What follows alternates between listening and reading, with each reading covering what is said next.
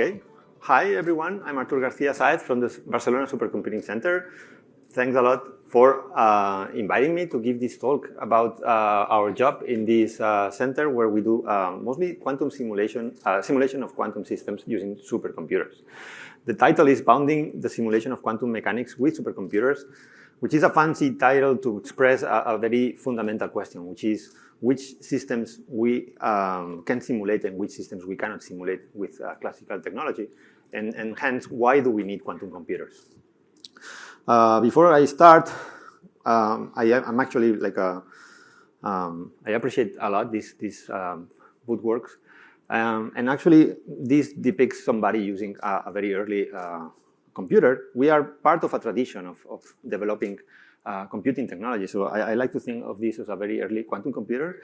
And what we're doing here is to produce tools that are used to solve problems. Okay, and these problems can be of interest for industry or for science.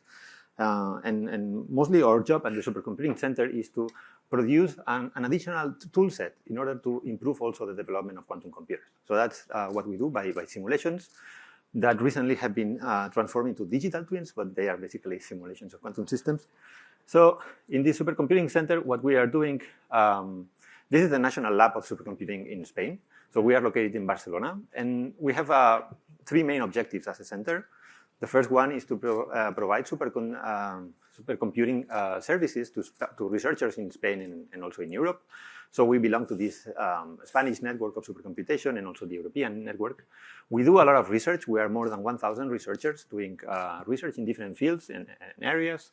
And we also have the commitment to train the new generation of researchers. So we are participating in master programs. We have a PhD program in collaboration with local universities. We're a Spanish institution, but also funded with regional money. So the main mission in terms of science and research of our institution is to advance the state of the art in these different areas. Mostly computer science focuses on the development of the supercomputers of the future. This is an ongoing project for the last 20 or 30 years, which are the best technologies at every moment to perform high performance computation. And then that creates a very powerful tool. Supercomputers are like very big telescopes that allow us through simulations to understand very fundamental problems. And these problems can appear in different fields, like earth sciences, like simulating the full atmosphere of the planet for a few days is a very challenging problem, and you need supercomputers for that. And actually, supercomputers are very good to do that. And also in life sciences, to understand how a cell works, how genomics play a role in then protein transcription, for instance, is also a very fundamental problem on which supercomputers can also be very useful. And then we have a different department where we have the quantum technologies, which is where we have contact and relations with a lot of industrial partners. That's where we try to understand which is the use of all this technology for industrial partners in the Spanish area. So the times are changing in supercomputing centers. Why do I mean by that? This is a picture of our location where we have the Mare Nostrum 4, which was until last year the powerful supercomputer that we hosted in this very nice location in a very former church. And what do I mean by the times are changing? This is a picture taken last week, and this is a quantum computer located in the same place. So in supercomputing centers, 5 years ago, or maybe less than 10 years ago, nobody really paid attention to quantum computation. And in that short period of time, they become aware that actually, on one hand, they have a problem. Supercomputers are becoming larger and larger and consuming more and more energy. And that's a problem for the field in the midterm. And on the other hand, getting access to quantum technologies requires some training, just getting used to this technology is not easy for centers that for many years have been just installing classical computers, regular computation techniques. But moving Mare Nostrum 4, we actually needed a different location to install the new generation of supercomputers that we have now, which are called Mare Nostrum 5 and are based on NVIDIA H100 GPUs and have this big performance. But the idea is that if you want to keep track of the progress of the field in supercomputation, you need to have larger and larger supercomputers. How large can they be? This is a very challenging problem, actually. So we are a center now committed to quantum technologies in the sense of not only computation, but also communications and other types of quantum technologies. So we have our installation of quantum computers, but also the research team that I'm leading, and this is what I'll be explaining afterwards. We are also involved in a local program on quantum communications by installing quantum key distribution technologies throughout different institutions that will be communicating using quantum cryptography. And then for some simulations, we have had a recent interest in quantum random number generators. And this may be of interest in applications where you need a very large number of random numbers that can be installed, used, for instance, in applications like Monte Carlo simulation. Okay, so my research team is mostly working on two main areas. First, we are like physicists mostly, and we try to understand the application of quantum algorithms to solve scientific problems. Okay, and these problems can be in complex areas of physics, like nuclear problems, where we believe that actually the power of quantum computation suits very well to problems that have a quantum description. Okay, that's one of the main areas. We propose quantum algorithms in order to tackle these problems. On the other hand, a very important area is we are sitting in a supercomputing center having access to all these very powerful machines. So we need tools in order to use supercomputers to simulate quantum systems. Why do we do that? Because supercomputers tend to be very good at doing simulations, and quantum systems require an exponential amount of resources in order to perform these simulations. So supercomputers are very good for that. Also, because of these new activities of the center, we need to provide our feedback to the directors about which are the promising technologies of the future in terms of quantum computation. And so we keep an eye on the developments on different areas and support for quantum computation, like superconducting qubits, ion traps, or photonic systems. But I'd like to discuss a more fundamental point, which is how do we do simulations of quantum systems? And by quantum systems, I mean mostly quantum circuits, and this is the central topic of our collaboration actually with the Fujitsu research team. And for that, what we use is a tool called tensor networks. Tensor networks are nothing else than a collection of structures, mathematical structures, which are very similar to matrices, that are connected with some links. Okay? So this is the first tensor network that you are going to see today, and we have the conviction that actually this is the best way to represent quantum circuits inside a regular computer. Okay? It's a very efficient mathematical formulation of the problem that can be efficiently consuming resources on HPC, on supercomputers. Whenever we perform computations with these techniques, they are compatible with the best experiments that we can do today in terms of the number of qubits, especially, and the depth of the circuit. And comparing to other techniques that are used to do the same simulation, these, I would say, are state-of-the-art. They are the largest simulations are done today with these techniques. And more importantly, they allow approximations. And by allowing approximations, we relax the condition to do exact simulations of the quantum circuit. And then what we gain from that is that we can simulate much larger circuits. So by relaxing the precision of our methods, we can simulate hundreds or thousands of qubits, which is actually very, very interesting as a tool, both to understand the application of current algorithms and also to understand the properties of these quantum circuits when they are going to the large scale. Okay? There is no other tool that will allow you to do that. And as a happy corollary of everything that I'm explaining, we have what is totally equivalent digital twin of a quantum computer sitting inside the supercomputer. Okay? So these structures, these tensor networks, can be as complicated as you want or as simple as you want. So I'm showing here different structures of these tensors connected in different geometries.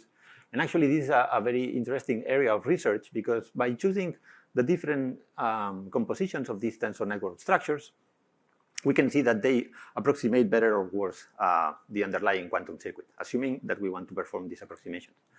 So we use these structures as in a very similar way as what neural networks can do today. And then they have to be trained in order to represent faithfully these quantum states.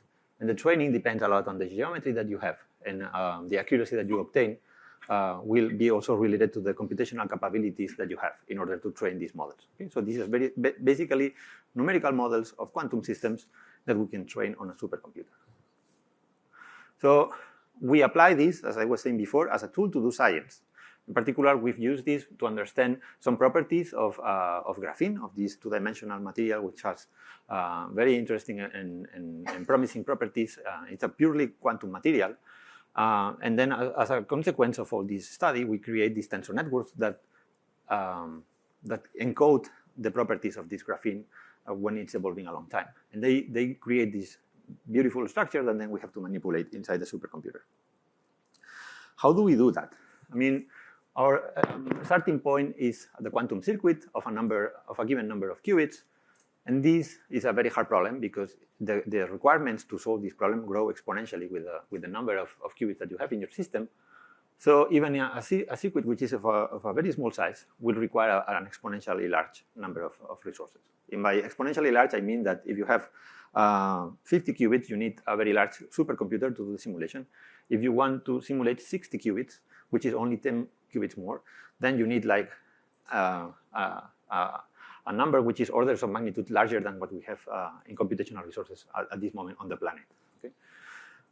But actually, this is a problem that we want to solve because we can provide a very useful tool for advancing the quantum computer technology of both experimentally in terms of what can we show and identify as the critical behavior of devices that are being fabricated now, but also to develop new algorithms. If we have a machine that can simulate these algorithms, even with not perfect precision, then our algorithms are tested, and then we can assess if they are working or not in some conditions.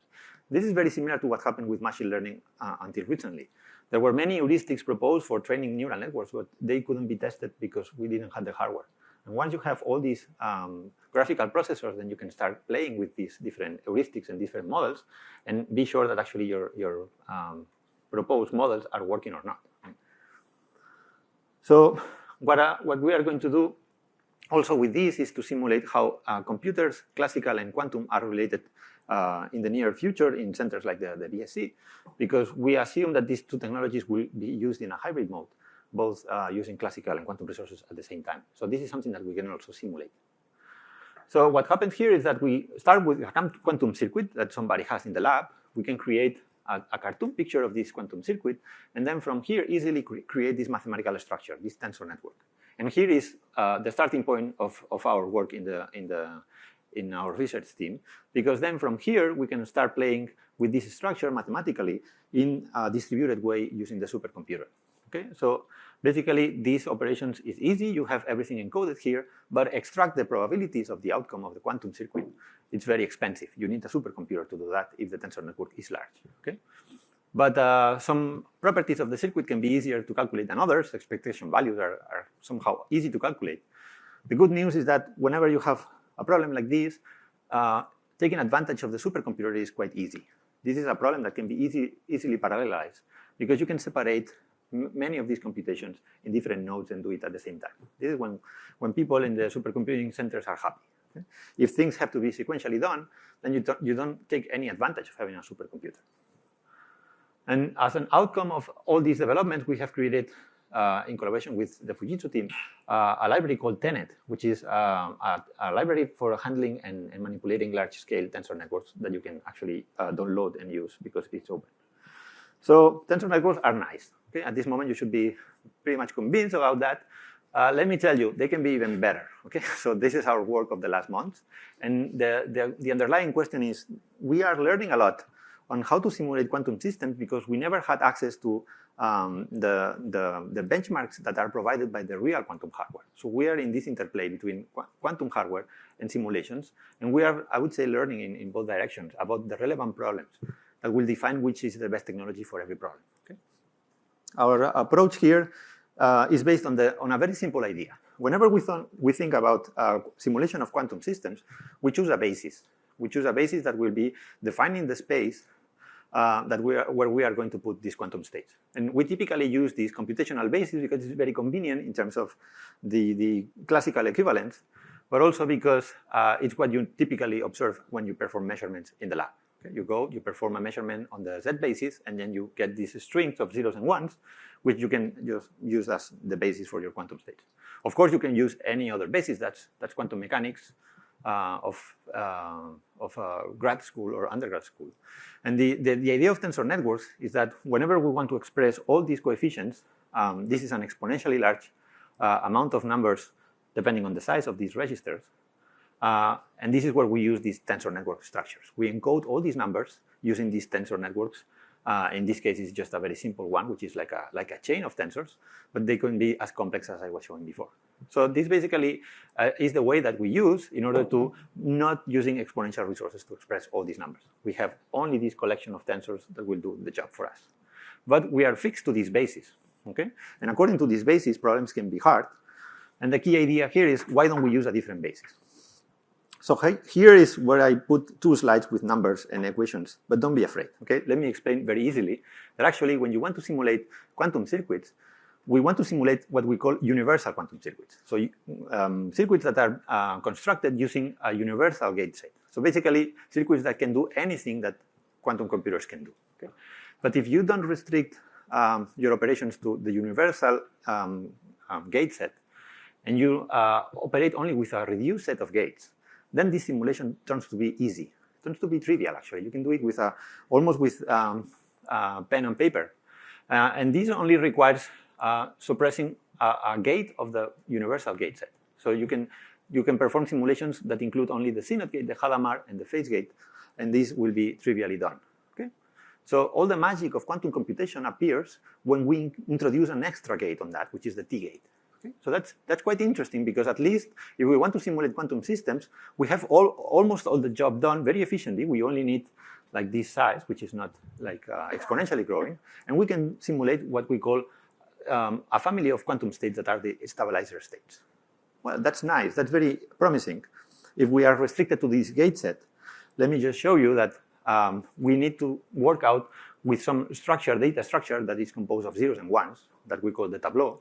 And basically, whenever you want to represent any quantum state, you just need to put zeros and ones on this data structure, and then you will be able to represent your quantum state as long as it belongs to this stabilizer set. Okay? So that's good. We can do this efficiently. What if we go outside this stabilizer set? And this is our contribution here. Whenever we use a basis that is not the computational basis, but we switch this basis to be a basis formed by these different states that can be easily represented. Whenever we want to consider states that don't belong to this basis set, we just need to introduce combination of basis elements. And our key idea here is to do this combination instead of having to introduce again an exponentially large number of coefficients, to use again a tensor network. But this time, the tensor network will not be constructed over the computational basis, but instead over this basis of stabilizer states. So we're doing just like a change of basis here. It's just quantum mechanics. Okay? But this turns to be very efficient when you want to represent some family of quantum circuits. So let me show you what happens.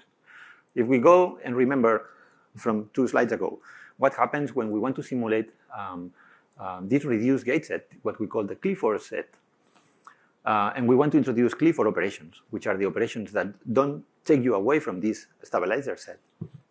Then these operations turn to be very easy. You just put your gate there, you update all your data structure, and then very efficiently you get the result of this quantum circuit.